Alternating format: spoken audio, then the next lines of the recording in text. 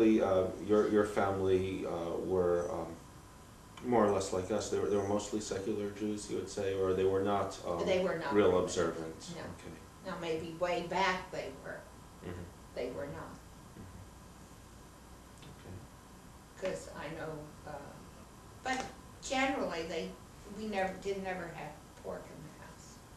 There are some things, but we would have butter on the table, you know, the meat, but we never really ate pork.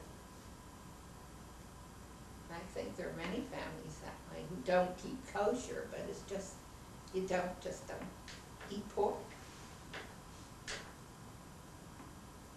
What else is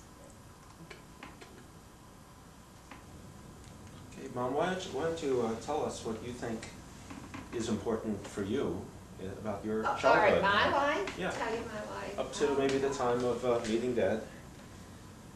Well, I don't know, I'm trying to...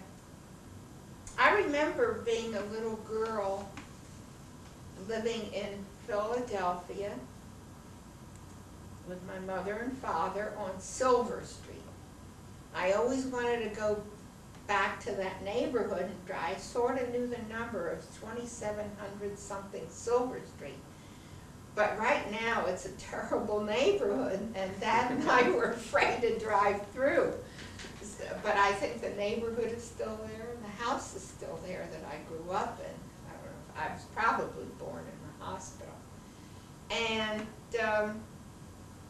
it's in the, I think it's sort of in the Strawberry Mansion section, which was an old Jewish neighborhood in Philadelphia years ago. And I remember, as a matter of fact, I have a little 1 or 2 pictures, which I will show you someday, taken in front of the house on Silver Street. And when I was about 3 years old. And I vaguely remember that my father, for a while we did live in Bridgeton, New Jersey. I remember living there with my mother and my sister and father. And the my most vivid memories are when we lived in Allentown and my father had the shop. He had a shop on business on Turner Street. And my mother had, she wasn't well. She had kidney disease. Now maybe in this day and age she could have been saved, but it,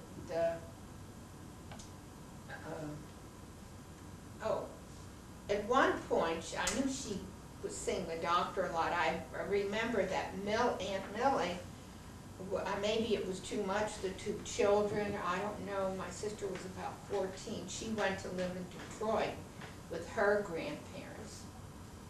They were still living. And then I remember the day my mother had a stroke. I remember the apartment we lived in, 4th and Washington. How old were you then? I was about 6, because I had started 1st grade part of the year in Allentown. Then I moved to Detroit. My father asked my aunt to take care of me when my mother got sick. And I remember going to school in Philadelphia, the 1st and 2nd grade. I remember my 2nd grade teacher's name, Miss Hammond. And the 1st grade teacher's name was Miss Harrison. Why you remember these things, I don't know. But my father used to come up every 2 weeks. So often he would come to see me. And then he would usually take me out. He would drive up from Allentown. He would usually take me out for lunch. There used to be a dairy restaurant on Girard Avenue in Philadelphia called the Ambassador. And it wasn't too far from where my aunt lived. And I remember he took me down to the Ambassador one time. And I remember eating not lenses, crepe-la until they were coming out of my ear. I just, I still taste them. I've had crepe-la since then, but I don't remember them ever tasting so good. And eventually my father met my stepmother, and I guess he figured I needed a mother or something. He meant well. And he remarried, and I went to live in Allentown. What was her name? Ann Schaefer was her name. And she well, you met her. She was a strange person, and it didn't work out too well. I don't think I was as bad as I was led to believe, because children are not always good, but she just wasn't a mother. And she didn't have she was just a strange person, and she was a stepmother. And